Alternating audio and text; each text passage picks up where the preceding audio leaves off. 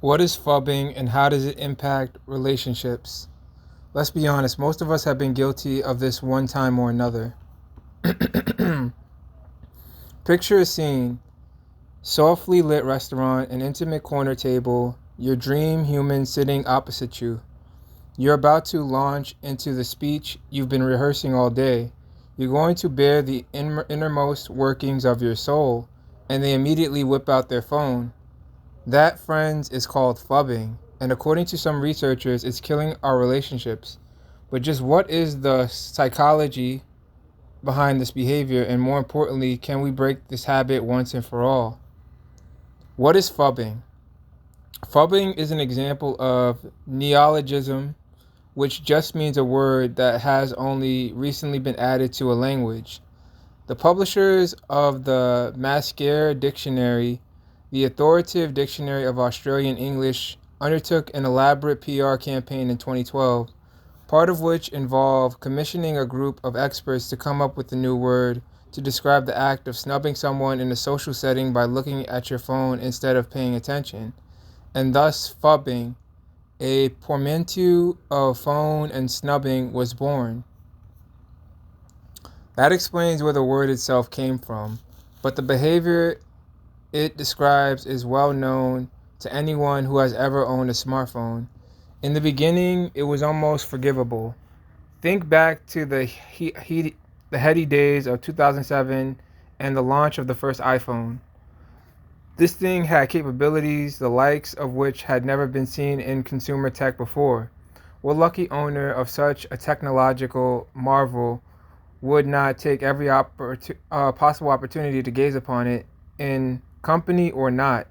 However, that was nearly 2 decades ago, and the novelty really ought to have worn out off by now.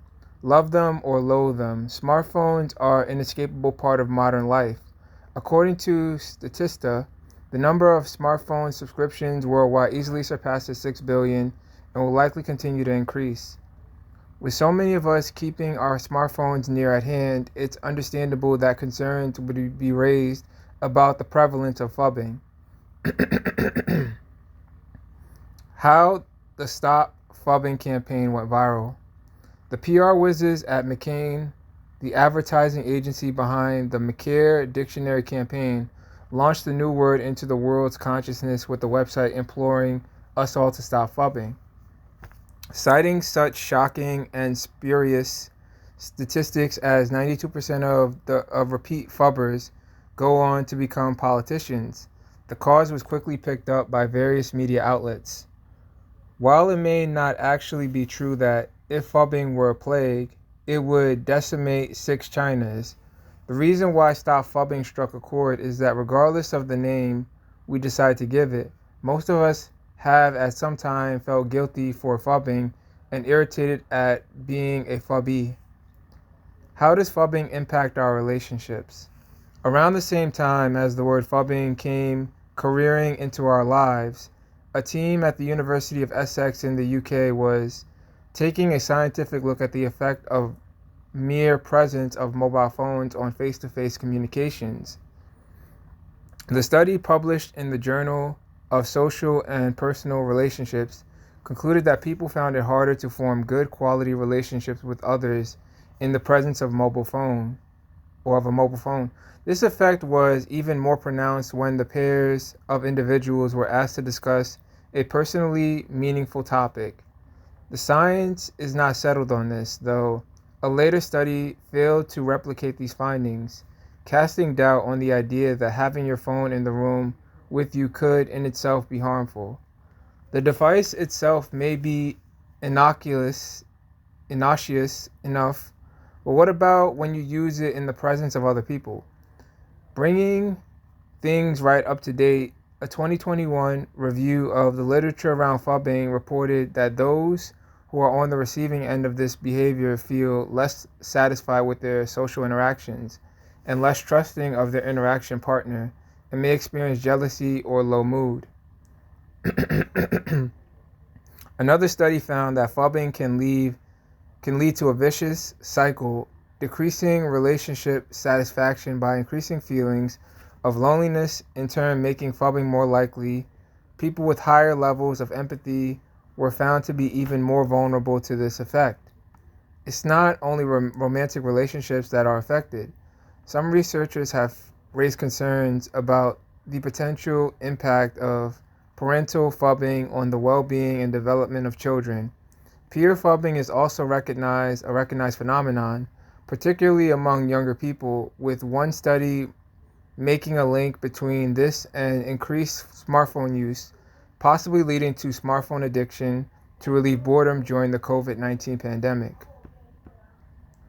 However, the impact of mobile communication technology on relationships is complex. A recent study in China, where 95.5% of the 8 million mobile phone users reportedly use them to manage social relationships, reported a mixture of results.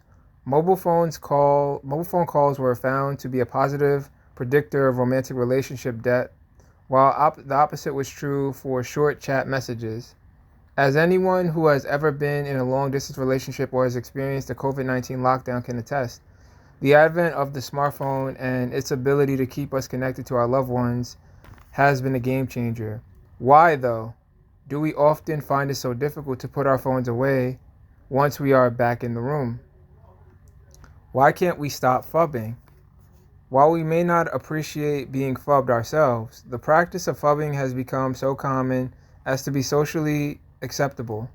Smartphone addiction is a real thing, and not just for humans, but a true addiction cannot for all cases of casual phubbing. So why is the lure of the Twitter feed sometimes just too hard to ignore?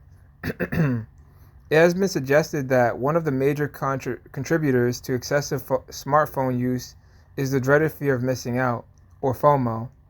The need to keep up with what's happening on our social channels could drive us to prioritize checking our phones over interacting with the people around us. When deprived of their phones altogether, the participants in one study reported concentration difficulties and more mind wandering.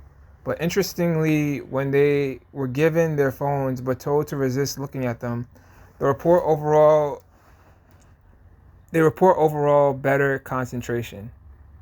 We believe that at least having the mobile phone available improved perceived concentration abilities because the device remained accessible and brought participants psychological comfort, write the study authors. In contrast with other work that suggests the mobile phone may have interpersonal consequences for conversation dynamics, our data suggests that there may be perceived interpersonal benefits for those who at least have the phone in front of them relative to those who do not. Could it be then that the ideal scenario is to keep your phone in view but challenge yourself to resist temptation, thus simultaneously achieving peak focus on social interactions whilst avoiding alienating your companion? Perhaps, but the balance of evidence shows that phubbing, far from being simply a word made up to sell dictionaries, is a social phenomenon that is worth paying attention to. Next time you feel tempted to reach for your phone while having a conversation, maybe just flip it face down on the table instead. It might just be worth resisting that FOMO so you don't miss out on what's right in front of you. That's it.